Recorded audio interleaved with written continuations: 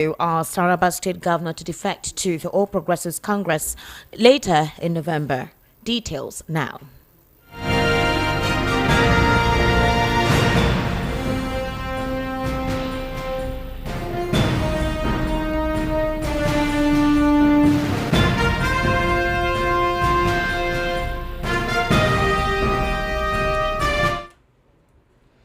The Federal High Court in Abuja today fixed November 20 for the delivery of judgment in the terrorism case brought against the detained leader of the indigenous people of Biafra, Mazi Kanu. Justice James Omotosho announced the date while ruling on the matter after Kanu failed to open his defense, having exhausted the 6 days allocated to him by the court to present his case. The judge held that since Kanu failed to utilize the opportunity granted to him to conduct his defense, he could not claim to have been denied his constitutionally guaranteed right to a fair hearing. Meanwhile, Kanu on Friday made a motion challenging his trial on the grounds of terrorism was no longer an offense in Nigeria. He said the earlier Terrorism Prevention and Prohibition Act had been repealed and as such, no valid charges against him. Kanu maintained that there was no case against him and urged the court to dismiss the charges and allow him to go home. Let's take a brief listen today to Nnamdi Kanu at his outburst and Honorable Obi Agwacha's response after the court session. Constitution says you cannot try anybody unless the law is written. Show me written law. Show me written law. Don't try it. Don't try it. Don't try rubbish. Don't try rubbish. Oh, you don't know law. You don't know law. Your own constitution you don't respect. Give God judgment you don't respect. That's why we don't know. Why we don't go to law and ask? Good morning. Yes, I know you attended the proceedings today. Yes, I did. For Nigerians to know. Yeah. Just a summary of what happened. Well, what happened in court today, for me, continues to be travesty of justice. I've always said it, that in Nigeria, there appear to be two sets of rules. One for the Igbo man and another for the other Nigerians. This is exactly what I saw in court today. First of all, my name is Honorable Obi Agocha. I represent the great people of Iguano, Umuahia North and Umuahia South Federal Constituency. I am the primary representative for Mazi Nnamdi Kanu. So I'm going to speak to you as a layman. I'm not a lawyer. Today, there was a motion that was filed.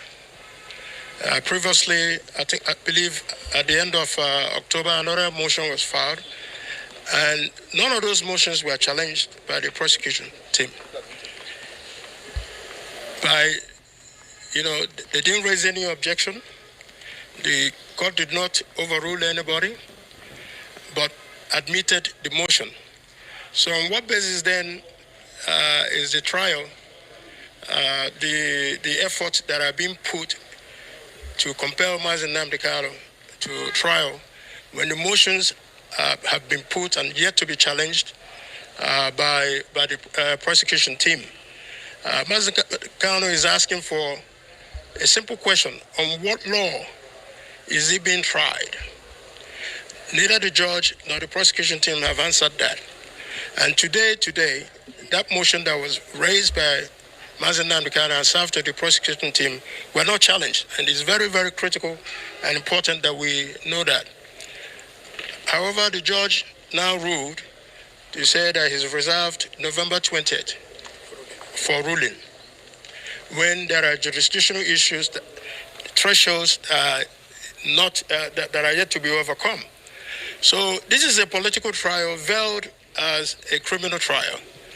And for the stability of the Southeast and for the stability of Nigeria in a whole, to bring to end the civil war that was fought in 1967, means that the president should please look at the totality of Mazi Nnamdi Kanu's trial and bring an end to this charade, a travesty of injustice, bring an end to it so that the Southeast can be peaceful again, Nigeria can be peaceful again. But if they are determined in the way they have steamrolled this process, rushing to a judgment, then, like Mazen Namdekwalo says, there's a God in heaven, and the injustices that have been meted to Igbos, we will not forget. We will not forget. Even if we forget, our children and our grandchildren will not forget.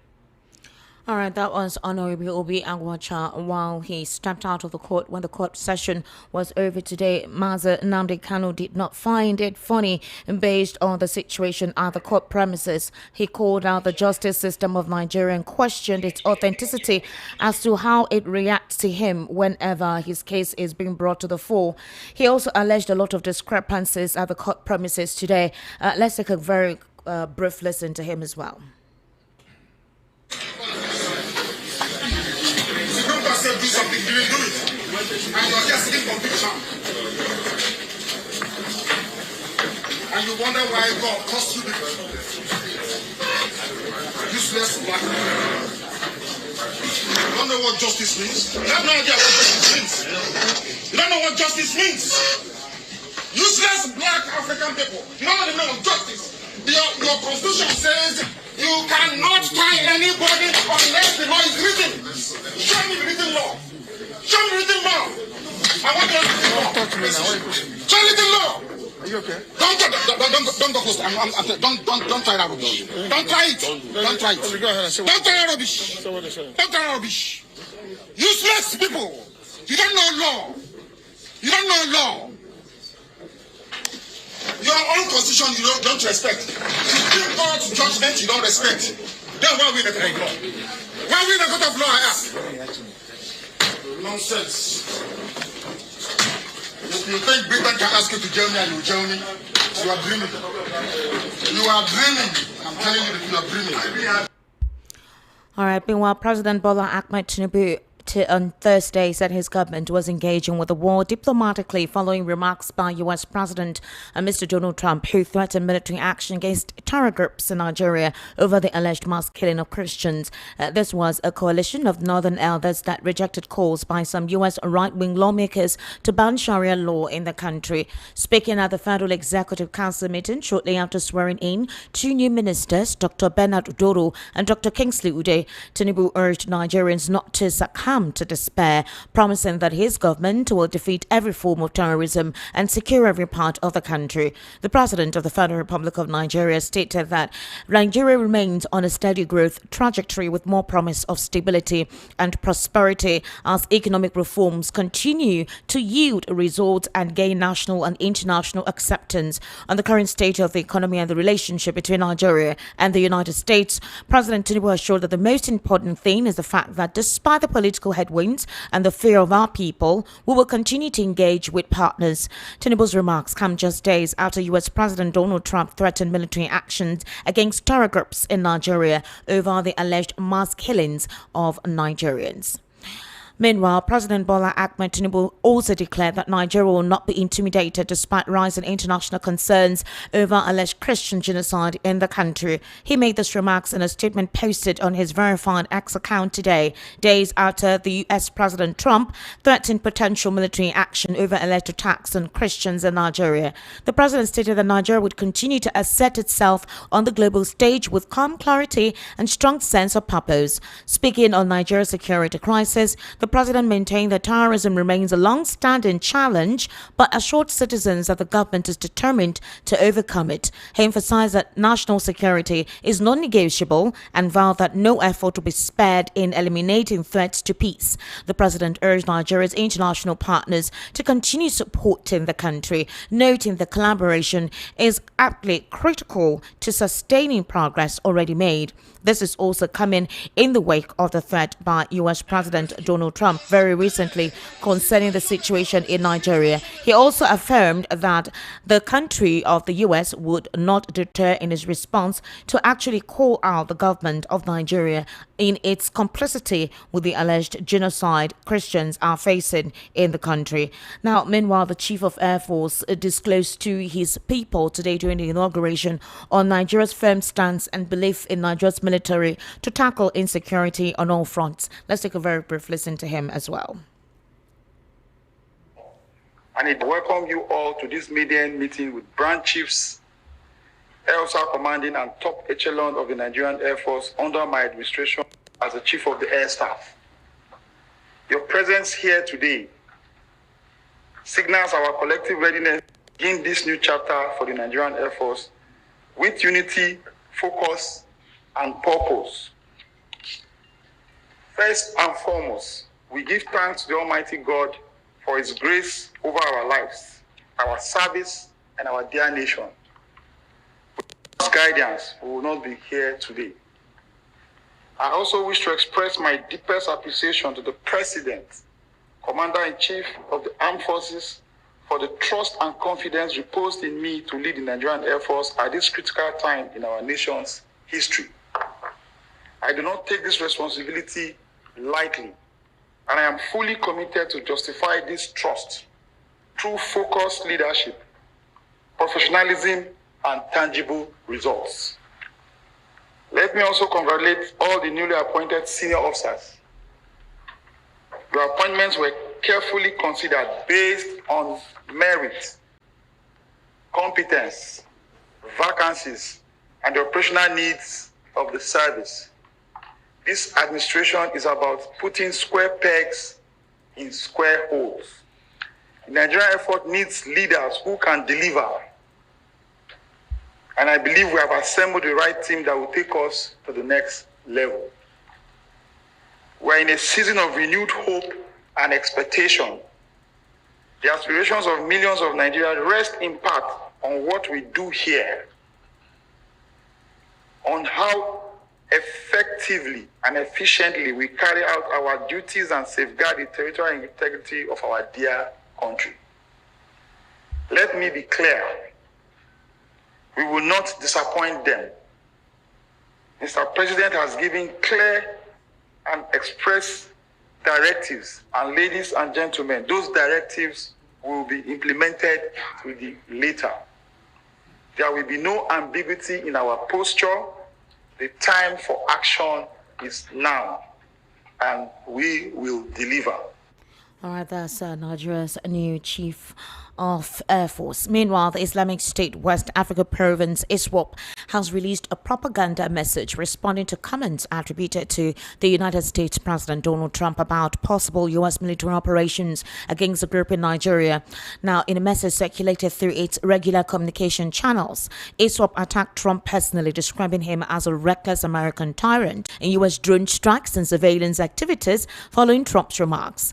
ISWAP ended its message with a call for Muslims across West Africa to unite and prepare, accusing Western nations of committing crimes against African Muslims under the guise of fighting terrorism. Interesting. Meanwhile, a major disaster was averted on Friday morning after a petrol tanker loaded with 45,000 litres of premium motor spirit overturned at Pasa Bridge along the Ogbomosho Express Road in Eyikori, Ilorin, the Kwara State capital. The incident, according to eyewitnesses, which occurred around 8:03 a.m., involved a petrol tanker with registration number ARG680SO, said to be conveying the product from Lagos to Sokoto before it lost control and flipped over due to a brake failure. According to a statement made available to correspondents by the head of media and publicity of the Kwara State Fire Service, Hassan Hakim Adekunle, the prompt intervention of firefighters prevented what could have resulted in an explosion. Meanwhile,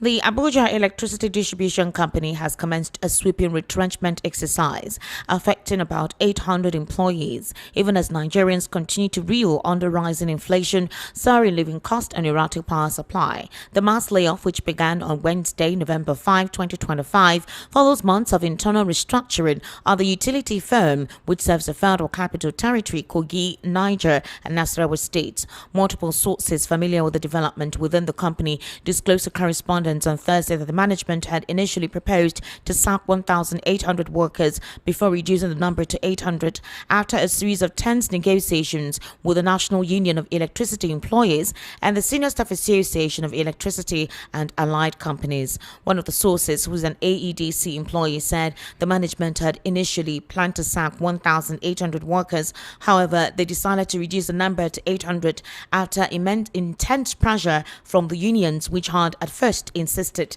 that no employee should be laid off.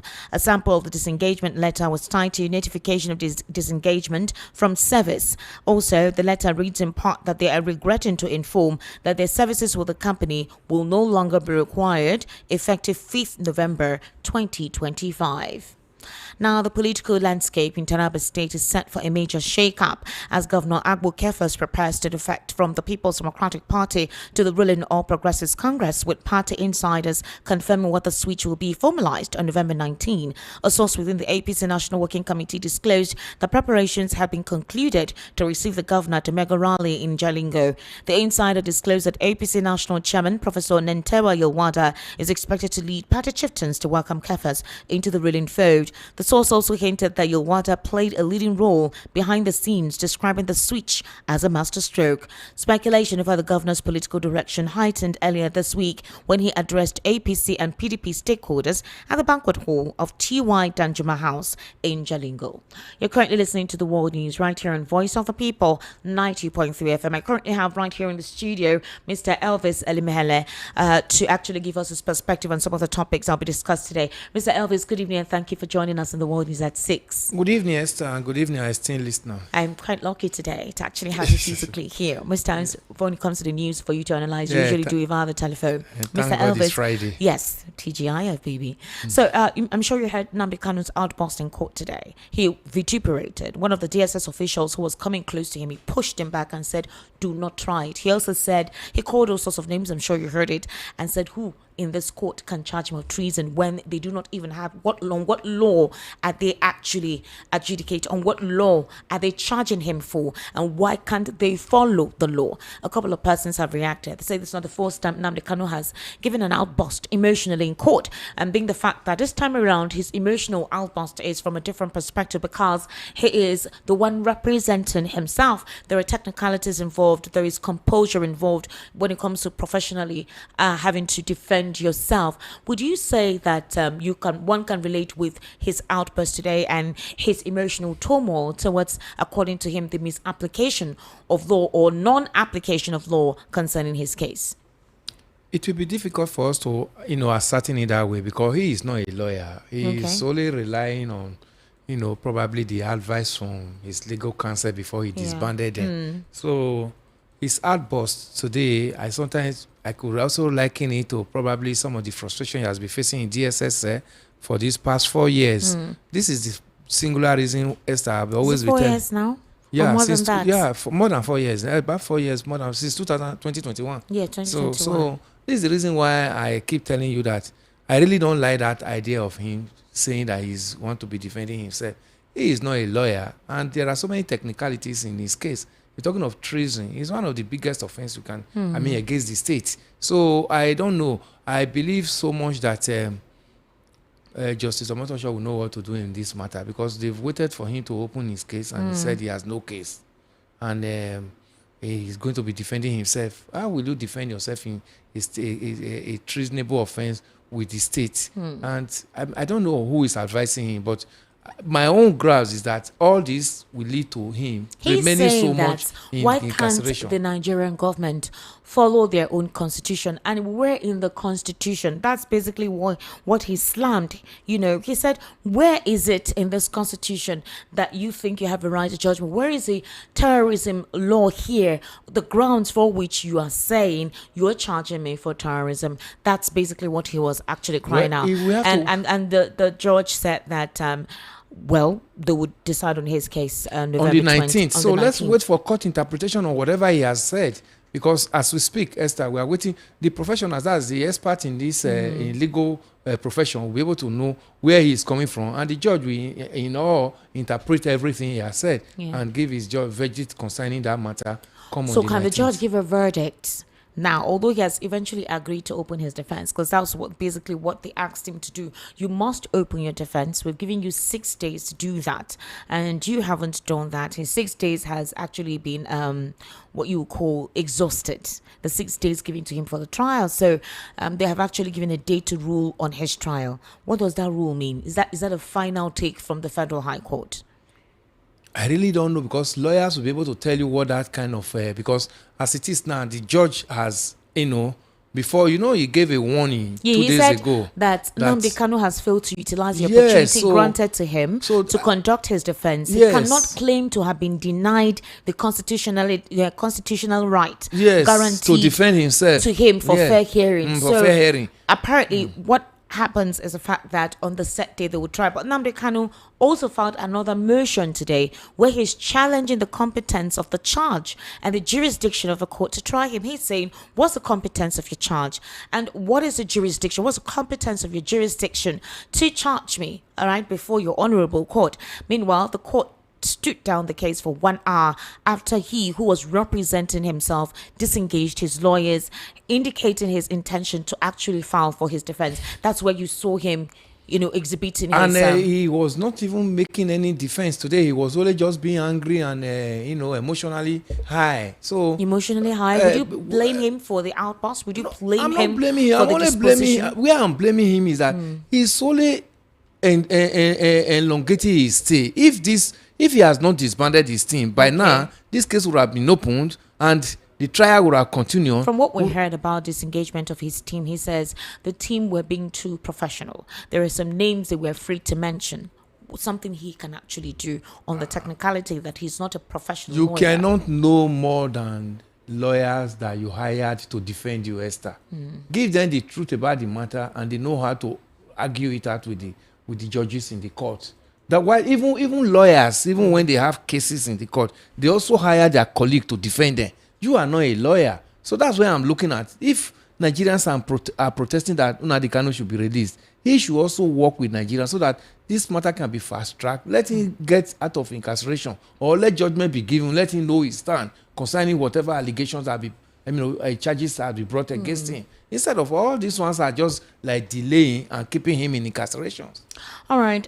President Bola Ahmed Tinubu has eventually responded, this time around more firmly. I think he sent his tweet today where he intimated that despite the international concerns over the alleged Christian genocide, he would not be intimidated by Trump. He says that Nigeria would continue to assert herself on the global stage with calm clarity and a strong sense of purpose. While he was speaking on the security crisis, the president maintained that terrorism is a long-standing challenge, but however, he assured Nigerians that his government is determined to overcome it. What's your quick reference to that? Before I ask you another question, Trump. From the BBC investigation lately, which indicted IPOB and Inter-Society, alleging that they were the ones who carried on the propaganda to the US government, that they were the ones who brought up this whole Christian genocide. And according to the BBC, there are no facts to it, which a couple of Nigerians considered BBC inciting genocide against Igbos across Nigeria.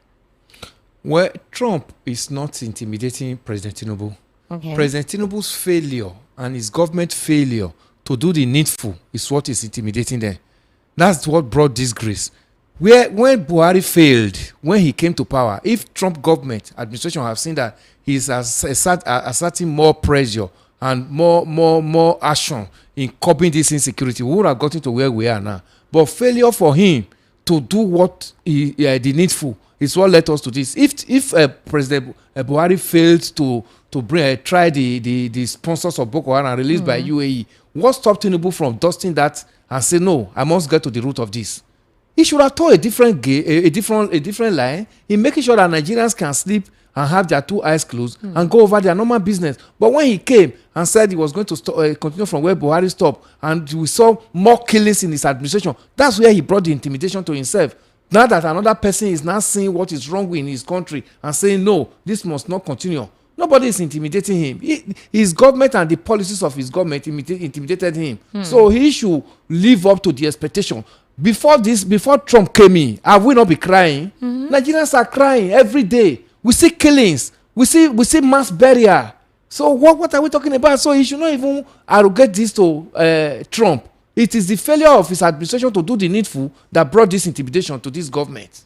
Very early this morning, Bashir Ahmed, former aide to late Muhammadu Buhari, came out to say that the BBC has indicted IPOB and Enter Society, which they consider to be an affiliate of IPOB, that it's situated in Anambra State, where the ones that provided unverified information and data concerning the allegations of Christian genocide in Nigeria, and it has actually gone viral. Now, the data boys, they call them data boys. Ever since this situation, evolved, they have been inciting ethnic acidity across the social media space, specifically targeting the Igbos. A couple of them have been advocating that the Igbos are the ones who are misrepresenting Nigeria, possibly because Peter Obi, whom they support, did not win, so they want to burn down the country. They want Trump to come invade the country. Mr. Elvis, we try to educate on this platform to have the stats right. Now, for the BBC, I really don't understand what their what will I call it? What this piece is all about, because they have been reporting all the killings going on. I remember BBC African Eye 4 years ago. They were the ones who went into the enclaves of these individuals. They did the investigation. Yeah. I remember the Nigerian government at the time, under Muhammadu Buhari, they questioned and queried the BBC that they ought not to have released the information. This same BBC said they took a whole year and to have access to those camps. Those individuals gave them a lot of expose where they said top government officials were giving them information, protecting them, and the proceeds of their crimes were being shared. This same BBC that is actually making this supposed peace. Now, the BBC tried to give a situation where the Christian genocide tag is not what it is. It is not specifically Christians, it's both Christians and Muslim, but that the people who were calling out the attention to the US was Inter Society's publication, several of it, and some I think Biafran Government in Exile, the group that Simon Ekpa belongs to, that they are the ones who have been writing pieces calling the attention of the US government. Mr. Elvis Adlimhele, you know that the US has a very high intelligence. There is no how anybody would stipulate and categorically say that it is false propaganda and false data provided by any group in Nigeria that made Donald Trump come out to say what he said. What brought up or elicited this thing, Mr. Elvis, was, if you remember, Pastor Dachomo in Plateau State. That was where I was going. Was the one that called out. Briefed him. Now, the situation in Yelwata, Benue citizens and residents who reside in diaspora, they said when they have been crying out to the government, I have one of them here very prominent, when they have been crying out to the government is not doing anything, that every day, every week, they come kill people, 10s, 20, 30, 35. The highest was one that happened in one day, 200 of them, that the government of the day wasn't paying attention. So they decided on their own to actually call the attention of the US that anybody who is tagging anybody is self-deceit. Now, my question is this: why is it that the supporters of this government are creating chaos with ethnic baits, not focusing on the reality of the situation about insecurity in the country? Why has none of them come out to actually say the truth about insecurity in Nigeria ever since Trump's call out? It's because they don't take it seriously, Esther. Now, Trump government have taken it over. Look at, they trivialize this matter even when Nigerians are dying on daily basis. They trivialize this matter even when the president pretended that he went to Benue State and could not get to Yewata where the matter happened. Yeah. They trivialized it when the president kept telling us that it was a land grabbing matter or whatever issues. Even when he knows that there was a determination to just and hate of a tribe. Then this trivializing issues that came in from under his administration is what led to this. We saw that reverend that went to UN and brief what they were going through. Yeah. Where is BBC getting this report from? I hope this is not a fashion of BBC. There's nothing this government cannot do. This government can come up with a fashion of BBC to do their bidding and come up with this kind of narrative. Yeah. We got a government that could come up with fake bishops, a government that could tell the world that they are on top of the situation even when they are not on top of the situation. So there's nothing they cannot do. I think BBC should even investigate this in-house, because American government are not stupid when they came up with their own findings and said, no, enough of this. We want to come in and see how we can save lives in Nigeria. So Where the BBC is getting this contrary view, I think with time, Esther, we are still going to hear more about this, because I don't think this one is actually originating from BBC, because we saw the documentary BBC, we saw their documentary. We saw the documentary they did about 2 years ago. The data provided by Inter-Society cannot be relied on because the data is not completely accurate for what would have made Trump say what he said. That they actually went through the process of indeed insecurity. Is that not contradicting the documentary they did about 2 years ago concerning the same matter? Exactly. So where is the one? Where is this one that have come to counter this one that they are coming out with this? So I suspect that this government is fingering something somewhere, and they are using such a credible organization to now cover up their ears. And I will be so disappointed if an organization as credible as BBC could play into the hand of this APC government. It may be that they decided to twist where the BBC is coming from. It, yes. Because Garba just quickly, immediately indicted a group and indicted an ethnic group. And then all the data boys, specifically the northern and southwest APC supporters, decided to go on rampage. And I'm surprised that the DSS is not looking at these handles, because you're inciting and instigating hatred. They're even making subtle threats. Some of them are telling those who reside in other states that they should start leaving the state. Yes. That if they don't leave the state, they should not hear that they blockaded the road. The DSS is actually reading all these accounts, and no one is being cautioned, no one is being apprehended. The president has actually asked for calm, but obviously these data boys, maybe this is the agenda they were given, because if you go to the timeline, they're spreading toxic hate, acidity, division, and they are ethnic baiting, causing all ethnic groups to have issues with the Southeast. At this point in time, nobody is holding any brief. Crime and criminality conducted by individuals are not looked into. Instead, this being overshadowed with tribalism. That's not the only thing, Mr. Elvis. There was an alleged coup plot against the president. All the names on that coup plot were persons from a particular region. Yes. The data boys kept quiet. They didn't call them out. They didn't chastise them. They didn't declare any ethnic baiting. So what exactly is the modus operandi? Is there a conspiracy theory somewhere that certain persons want to annihilate another group in Nigeria for whatever personal reasons or political intentions? This is a carryover of what happened since 1967, the Civil War till now. The healing has not been done. That's why you still see all this cashing into it. Remember the era of resuscitation, rehabilitation, and reintegration. It was not done. But these people carried on with their own life, even when the government was not coming to their aid and got to the level they are now. So this new narrative that is coming up now against this tribe must not be allowed to fester, because this government knows too well where they failed that brought us to this level we are now. The question is, why can't the truth for once be said? No. Is there no insecurity in Nigeria? Esther, why shouldn't that be the modus operandi? At least now we can see the efforts they are picking up. All of them I'm working at. Even ISWAP sent a propaganda message telling.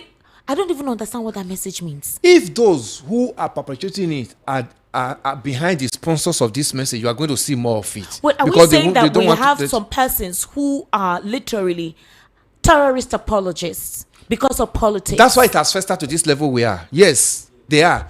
What do you talk of somebody like Gumi? What do you talk of somebody like Erufai, who said they imported these mercenaries, Fulani, into Nigeria? What do you talk of somebody like Baraje? The former Baraje.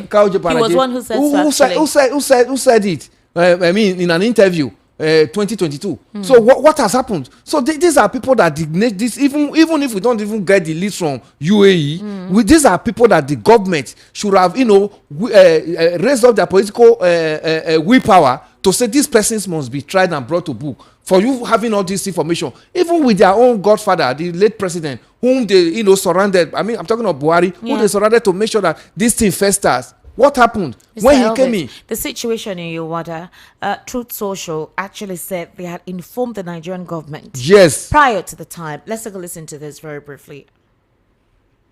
You cannot ignore the fact that there is Nigerian government complicity with these attacks. You saw some of our journalists in the documentary. We wanted to be an organization that tells the truth about what's happening in Nigeria, hence truthnigeria.com. I want to just kind of let everybody know and help you understand how Nigerian news works. If a Nigerian government official does not call for a news conference, the event did not exist. So in order for the narrative to get to the mainstream media, get picked up by Al Jazeera, get picked up by CNN, everything else, it comes from a Nigerian government source. From the very beginning, they determine the narrative. The reporters regurgitate the government narrative. We decided to be a voice and try to help change that paradigm and created Truth Nigeria to document what is actually happening. How many of you guys know that there were 10 Christians killed in Kaduna just the other day? How many of you know that there were 30 Christians killed in Plateau just a week ago? How many of you know that besides the 280 Christians that were killed in Yellowwater on June 13th, we are now about over 500 Christians that have been killed total since Yellowwater? No one knows. The media is not reporting it. Well, that's why we formed Truth Nigeria, to talk about what is going on. But also, what we pointed out in the documentary that I'd like everybody to realize is that Truth Nigeria had information that the attack on Yellowwater was going to occur 3 weeks before the attack happened. Now, when we get a terror alert and we find information, we know attacks are going to occur, our method is we issue a terror alert on our website, truthnigeria.com, but we also immediately call the local authorities. We notify the Nigerian military, the DSS, the Nigerian government, to let them know this is what we found out, this is our intelligence. Now, a day before the attack, we got word that there's movement happening. They are mobilizing, and they are coming for Yellowwater. So the day before, our team notified the government, the local authorities, the army, the police, and said, hey, there's movement, they're coming, watch out. What happened? Absolutely nothing. The government stood by and did nothing with advance warning multiple times. In fact, there's a military fob with soldiers that was less than a kilometer away while the attacks were going on, shooting warning shots in the air, but did not engage the terrorists as people were being burned to death. So, did you hear what he said? Yeah. This video is in the public space. If you have an intel 3 weeks before the attack, a serious government would have been able to curtail such thing if they were not part of it. And at the end of the day, what we hear from the government is denial that, oh, it's not terrorism, it's just land Tsoho matter. Oh, yes. Play down to it. Oh, yes, that's true. Apparently, some of the government agents have been going there, specifically people like Dan Obal and the likes, who have been trying to recreate another narrative about the reality of the situation by saying that due to climate change, that a lot of them have to travel to other fertile lands. That's why the cattle roam. But that sometimes when they get into some of those communities, they have clashes with the settlers, with the originals of the community, and that's what happens. That climate change and the fact that sometimes they're resisted. So they've been looking for methods through which ranches can be created across the country to make sure that all of these clashes do not stop. And these people have videos, pictures documented of massacres, machetes.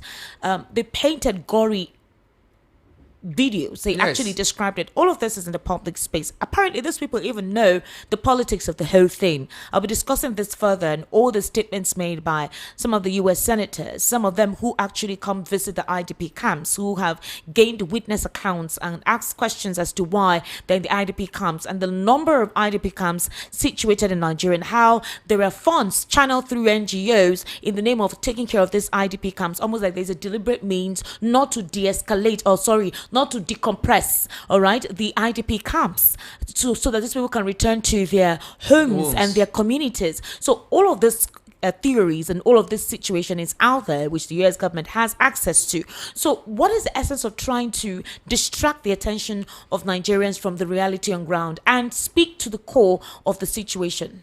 That's to tell you that they know where the architect of this problem, where it's coming from. He's talking about climate change. So if you are talking about climate change, yes, you come to my community, you massacre everybody and rename that community and now become the settler of such community.